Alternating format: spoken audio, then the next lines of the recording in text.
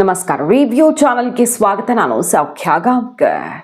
ಸಿದ್ದರಾಮಯ್ಯನವ್ರಿಗೆ ತುಂಬ ಕೂಲಾಗಿ 17ನೇ ದಾಖಲೆಯ ಬಜೆಟ್ಗೆ ಸಿದ್ಧತೆ ಮಾಡ್ಕೊಳ್ತಿರುವಂಥ ಸಿದ್ದರಾಮಯ್ಯನವ್ರಿಗೆ ಸೋನಿಯಾ ಗಾಂಧಿ ಕಡೆಯಿಂದ ಶಾಕಿಂಗ್ ಸಂದೇಶ. ಏನು ಹಾಗಾದರೆ, ಡೆಲ್ಲಿಯಲ್ಲಿ ಮೀಟಿಂಗ್ ಅಂತೂ ಯಶಸ್ವಿಯಾಗಿ ಮುಗಿಸಿದ್ದಾರೆ ಡಿ ಕೆ ಶಿವಕುಮಾರ್ ಅವರು. ಇದರ ಬೆನ್ನಲ್ಲೇ ಬರ್ತಾ ಇರುವಂಥ ವಿಚಾರ, ಫೆಬ್ರವರಿ 17ಕ್ಕೆ ಏನು ನಡೆಯಲಿದೆ, ವೇಣುಗೋಪಾಲ್ ಅವ್ರಿಗೆ ಕೊಟ್ಟಿರುವಂಥ ಸಂದೇಶ ಏನು, ಹೈಕಮಾಂಡ್ ನಾಯಕರು, ಡೀಟೇಲ್ಸ್ ನೋಡ್ತಾ ಹೋಗೋಣ. ಮಿಸ್ ಮಾಡಿದ್ರೆ ನಮ್ಮ ಚಾನಲ್ನ ಸಬ್ಸ್ಕ್ರೈಬ್ ಮಾಡಿ, ನಿಮ್ಮ ಅಭಿಪ್ರಾಯ ಕಮೆಂಟ್ ಮಾಡಿ ತಿಳಿಸಿ. ವೀಕ್ಷಕರೇ, ಡಿ ಕೆ ಶಿವಕುಮಾರ್ ಅವರು ಡೆಲ್ಲಿಯಿಂದ ಬರ್ತಾ ಇದ್ದ ಹಾಗೆ ನೊಣವಿನಕೆರೆ ಅಜ್ಜಯ್ಯನ ದರ್ಶನಕ್ಕೆ ಓಡೋಡಿ ಹೋಗ್ತಿರೋದು ಬಹಳ ಇಂಟ್ರೆಸ್ಟಿಂಗ್ ಅನಿಸ್ತಿದೆ. ಕೈಪಾಳ್ಯದಲ್ಲಿ ಈಗ ಭಾರಿ ಕುತೂಹಲ. ಡಿ ಕೆ ಶಿವಕುಮಾರ್ ಅವರು ಕಾರ್ಯಾಚರಣೆ ಶುರು ಮಾಡೇ ಬಿಟ್ಟಿದ್ದಾರೆ. ಡೆಲ್ಲಿ ಮೀಟಿಂಗ್ ಯಶಸ್ವಿಯಾಗಿದೆ ಅಂತ ಅವರ ಕ್ಯಾಂಪ್ ಓಪನ್ ಆಗಿ ಹೇಳ್ತಾ ಇದೆ. ಇವತ್ತೊಂದು ಕಾರ್ಯಕ್ರಮ, ಡಿ ಕೆ ಶಿವಕುಮಾರ್ ಅವರು, ಸಿದ್ದರಾಮಯ್ಯ ಅವರು, CM DCM ಇಬ್ಬರು ಭಾಗವಹಿಸಿದ್ದಾರೆ. ಡಿ ಕೆ ಶಿವಕುಮಾರ್ ಅವ್ರದ್ದು ಇಲಾಖೆ ಕಾರ್ಯಕ್ರಮ ಕೂಡ ಒಬ್ಬರು ಮುಖ ಒಬ್ಬರು ನೋಡ್ತಿಲ್ಲ. ಅವರ ಬಜೆಟ್ ಪೂರ್ವಭಾವಿ ಮೀಟಿಂಗ್ ಸೆಡ್ಡು ಹೊಡೆದು ಹೋಗ್ತಾರೆ. ಬಹುಶಃ ಸಿದ್ದು ಕ್ಯಾಂಪ್ಗೆ ಮಾಹಿತಿನೇ ಇರಲ್ಲ ಸ್ಪಷ್ಟವಾಗಿ. ಡಿ ಕೆ ಶಿವಕುಮಾರ್ ಅವರು ರಾಹುಲ್ ಗಾಂಧಿ ಅವರನ್ನೇ ಭೇಟಿ ಮಾಡೋದಕ್ಕೆ ಸಮಯ ಫಿಕ್ಸ್ ಮಾಡ್ಕೊಂಡಿದ್ದಾರೆ ಅಂತ.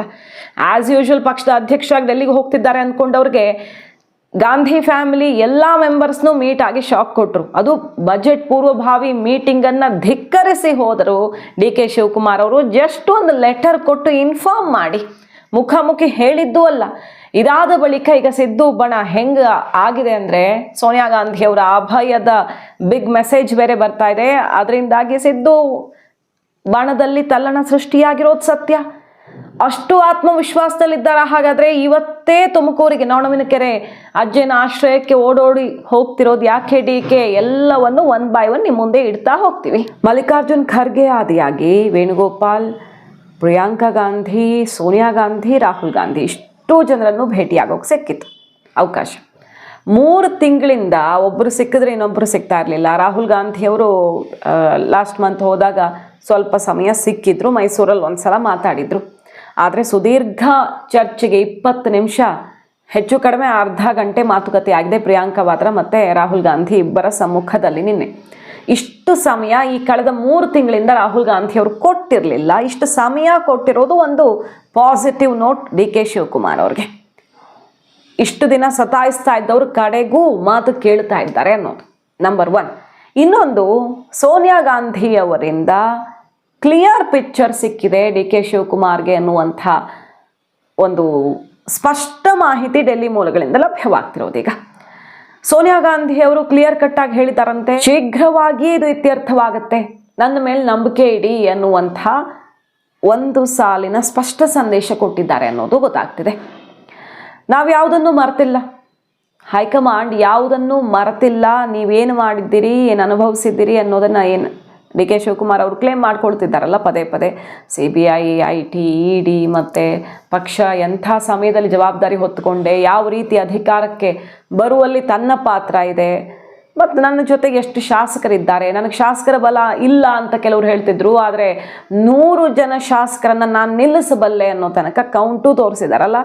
ಖಂಡಿತವಾಗಿಯೂ ಹೈಕಮಾಂಡ್ ಇದನ್ನೆಲ್ಲ ಮರ್ತಿಲ್ಲ, ಹಳೆದನ್ನು ಯಾವುದನ್ನು ಮರ್ತಿಲ್ಲ. ಇತ್ಯರ್ಥ ಆಗುತ್ತೆ, ಅದು ಕೂಡ ಶೀಘ್ರವಾಗಿ, ಒಳ್ಳೆಯ ಸುದ್ದಿ ಅಂತ ಸೋನಿಯಾ ಗಾಂಧಿ ಅವರ ಅಭಯ ಸಿಕ್ಕ ಬಳಿಕವೇ ಡಿ ಕೆ ಶಿವಕುಮಾರ್ ಅವರು ಮಾತಾಡಿರೋದು. ನಾನೇನು ಗಾಳಿ ಕುಡಿಯೋಕ್ಕೆ ಬಂದಿಲ್ಲ, ಡೆಲ್ಲಿಗೆ ರಾಜಕಾರಣ ಮಾಡೋಕೆ ಬಂದಿರೋದು, ಯಾರ್ಯಾರ ಹತ್ರ ಏನೇನು ಮಾತಾಡಬೇಕೋ ಎಲ್ಲವನ್ನೂ ಮಾತಾಡಿದ್ದಾಗಿದೆ ಅಂತ.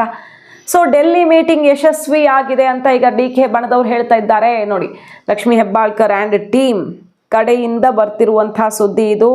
ಚಂದ್ರರಾಜ್ ಹಟ್ಟಿಹಳ್ಳಿ ಅವರು ಏನು ಹೇಳ್ತಾ ಇದ್ದಾರೆ, ಪರಿಷತ್ ಸದಸ್ಯ ಲಕ್ಷ್ಮೀ ಹೆಬ್ಬಾಳ್ಕರ್ ಅವರ ಸಹೋದರ. ಶುಭ ಕಾಲ ಬರುತ್ತೆ ಅಂತ ಡಿ ಕೆ ಶಿವಕುಮಾರ್ ಅವರು ಹೇಳ್ತಾ ಇದ್ರು. ಆದರೆ ಈಗ ಶುಭ ಕಾಲ ಬಂದಿದೆ ಅನ್ನುವ ಗುಡ್ ನ್ಯೂಸ್ ನಮಗೆ ಸಿಗ್ತಾ ಇದೆ.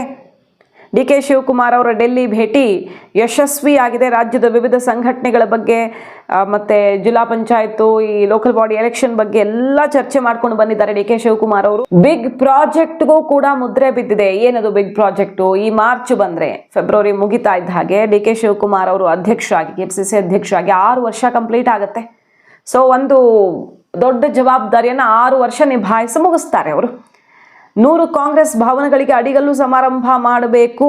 ಜಿಲ್ಲಾ ತಾಲೂಕ್ ಪಂಚಾಯತ್ ಚುನಾವಣೆ ನಿಮಿತ್ತ ಎಲ್ಲ ಚರ್ಚೆ ಮಾಡ್ಕೊಂಡು ಬಂದಿದ್ದಾರೆ. ಎಲ್ಲದಕ್ಕೂ ಗ್ರೀನ್ ಸಿಗ್ನಲ್ ಸಿಕ್ಕಿದೆ ಹೈಕಮಾಂಡಿಂದ ಅನ್ನುವಂಥ ಮಾತನ್ನ ಚಂದ್ರರಾಜ್ ಹಟ್ಟಿಹಳ್ಳಿ ಅವರು ಹೇಳ್ತಿದ್ದಾರೆ. ಅಂದರೆ 6 ವರ್ಷ ಕಂಪ್ಲೀಟ್ ಆಗಿರೋ ಹೊತ್ತಲ್ಲಿ ರಾಹುಲ್ ಗಾಂಧಿಯವರೇ ಬಂದು 100 ಕಚೇರಿಗಳಿಗೆ, ಡಿ ಕೆ ಶಿವಕುಮಾರ್ ಅವರು ಈ ರೀತಿ ವಿವಿಧ ಜಿಲ್ಲೆಗಳಲ್ಲಿ 100 ಕಾಂಗ್ರೆಸ್ ಭವನಗಳಿಗೆ ಜಾಗ ಮತ್ತೊಂದು ವ್ಯವಸ್ಥೆಯನ್ನು ಮಾಡಿಸಿದ್ದಾರೆ. ಸೊ ಇದು ಪಕ್ಷಕ್ಕೆ ಡಿ ಕೆ ಕಾಂಟ್ರಿಬ್ಯೂಷನ್ ಏನು? ಇಷ್ಟು ವರ್ಷಗಳ ಕಾಲ ಯಾರ್ಯಾರು ಅಧ್ಯಕ್ಷರಾಗಿ ಹೋಗಿದ್ದಾರೆ, ಯಾಕಾಗಿರಲಿಲ್ಲ? ಡಿ ಕೆ ಶಿವಕುಮಾರ್ ಅವರಿಂದ ಇದು ಯಾಕಾಯಿತು? ಸ್ವಂತ ಕಟ್ಟಡ ಕಾಂಗ್ರೆಸ್ಗೆ, ಇದೆಲ್ಲ ಕ್ಲೇಮ್ ಮಾಡ್ಕೊಳ್ತಾರಲ್ವಾ ಡಿ ಕೆ ಬಣದವರು. ಅದನ್ನೇ ಈಗ ಹೇಳ್ತಿದ್ದಾರೆ. 6 ವರ್ಷ ಕಂಪ್ಲೀಟ್ ಆಗಿದೆ, ರಾಹುಲ್ ಗಾಂಧಿಯವರು ಕೂಡ ಇನ್ನೇನು ಬರ್ತಾರೆ ಅಂತ ಆಗಿತ್ತು ಕೆಲವು ತಿಂಗಳುಗಳ ಹಿಂದೆನೆ.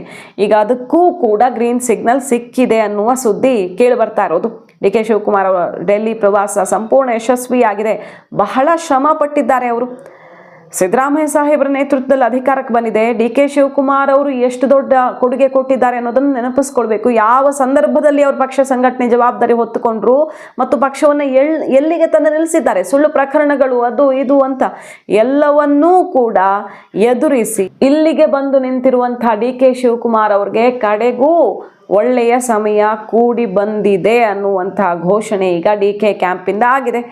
ಮೊನ್ನೆ ಎಲ್ಲ ಮುನಿಯಪ್ಪನವರು, ಲಕ್ಷ್ಮೀ ಹೆಬ್ಬಾಳ್ಕರ್ ಅವರು ಕೂಡ ಡೆಲ್ಲಿಲಿದ್ದಾರೆ ಅನ್ನುವ ಸುದ್ದಿ ಬಂತು. ಸೊ ಮಂತ್ರಿಗಳು ಕೆಲವರೆಲ್ಲ ಡೆಲ್ಲಿಗೆ ಹಾರಿದ್ದಾರೆ ಅಂತ. ದಾರಿಯಾಗಿ ಡಿ ಕೆ ಶಿವಕುಮಾರ್ ಅವ್ರಿಗೆ ಬಹಳ ಪಾಸಿಟಿವ್ ಡೆವಲಪ್ಮೆಂಟ್ ಇದು. ಏನಂತ ಹೇಳ್ತಿದ್ದಾರೆ ನೋಡಿ, ಶ್ರಮ ಇದೆ, ಖಂಡಿತ ಇದೆ, ಆದರೆ ನನಗೆ ಯಾವತ್ತಿಗೂ ಯಶಸ್ಸು ಸಿಕ್ಕಿದೆ, ಶ್ರಮ ಇದೆ ಆದರೆ ಫಲ ಸಿಕ್ತಿದೆ ಅನ್ನುವಂಥ ಒಂದು ಬಿಗ್ ಹಿಂಟ್ ಅನ್ನು ಕೊಡ್ತಿದ್ದಾರೆ.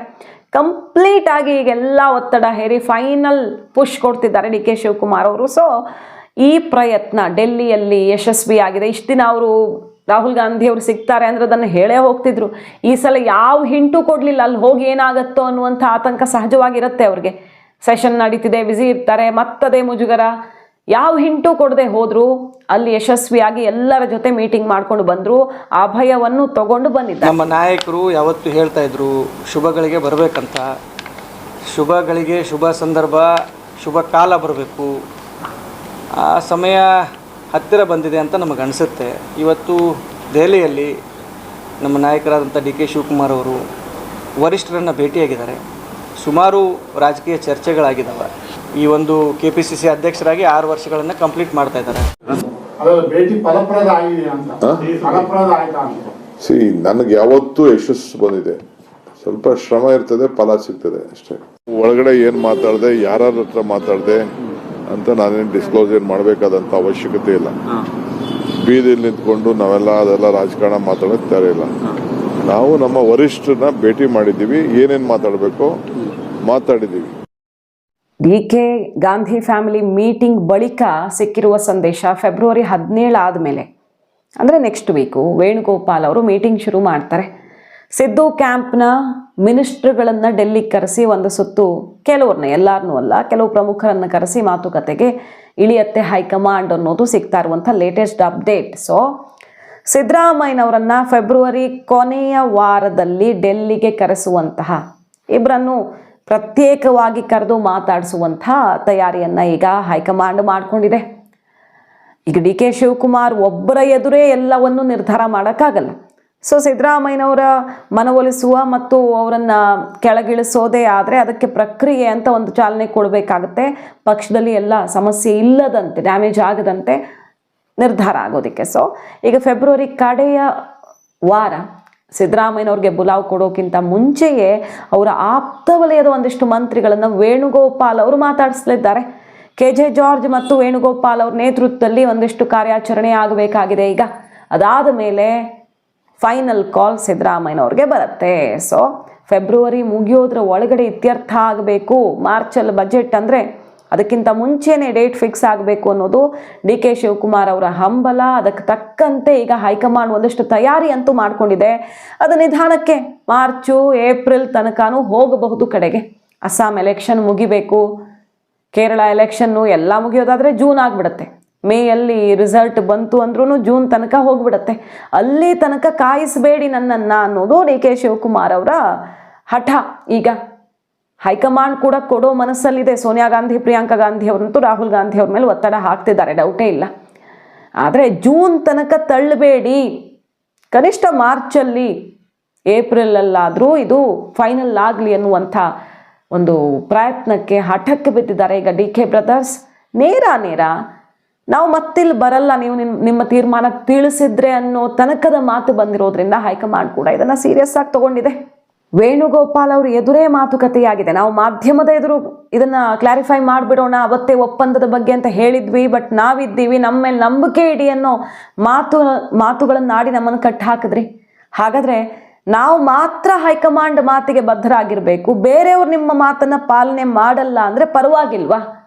ಅವ್ರು ನಿಮ್ಮ ಮಾತನ್ನ ಮೀರಿ ನಮ್ಮ ನಿಷ್ಠೆ ಮಾತ್ರ ಅಂದ್ರೆ ಪಕ್ಷದಲ್ಲಿ ಇದಕ್ಕೆ ಅರ್ಥ ಇರುತ್ತಾ ಅನ್ನುವಂಥ ಒಂದು ನೇರವಾದಂಥ ಶಾಕ್ ಕೊಟ್ಟಿದ್ದಾರೆ ಡಿ ಕೆ ಶಿವಕುಮಾರ್ ಅವರು ಈ ಸಲ. ಹೈಕಮಾಂಡ್ ಹಾಕಿದ ಕಂಡೀಷನ್ಗೆ ಮಾತಿಗೆ ತಪ್ಪಿದವ್ರಿಗೆ ಶಿಕ್ಷೆ ಇಲ್ವಾ ಅನ್ನೋದು ಡಿ ಕೆ ಶಿವಕುಮಾರ್ ಅವರ ಆಕ್ರೋಶವಾಗಿದೆ. ಸಿದ್ದು ಕ್ಯಾಂಪ್ನವರೆಲ್ಲ ಕೆಲವರು ವಿದೇಶಕ್ಕೆ ಹಾರೋಗಿ ತಯಾರಿ ಮಾಡ್ಕೊಂಡಿದ್ದಾರೆ. ಯತೀಂದ್ರ ಸಿದ್ದರಾಮಯ್ಯನವ್ರ ಸ್ಟೇಟ್ಮೆಂಟು ಇದೆಲ್ಲವೂ ದೂರಾಗಿ ಹೈಕಮಾಂಡ್ ತಲುಪಿರೋದಲ್ಲದೆ ನಮ್ಮ ನಿಷ್ಠೆ ತಾಳ್ಮೆಗೂ ಕೊನೆ ಬರಬಹುದು ಅನ್ನುವ ಟ್ರೇಲರ್ ಕೂಡ ಈಗ ಡಿ ಕೆ ಬ್ರದರ್ಸ್ ಬಿಟ್ಟಿರೋದು. ಮಾಹಿತಿ ಇಷ್ಟ ಆಗಿದ್ರೆ ಮಿಸ್ ಮಾಡದೆ ನಮ್ಮ ಚಾನಲ್ನ ಸಬ್ಸ್ಕ್ರೈಬ್ ಮಾಡಿ, ನಿಮ್ಮ ಅಭಿಪ್ರಾಯ ಕಮೆಂಟ್ ಮಾಡಿ ತಿಳಿಸಿ. Thank you.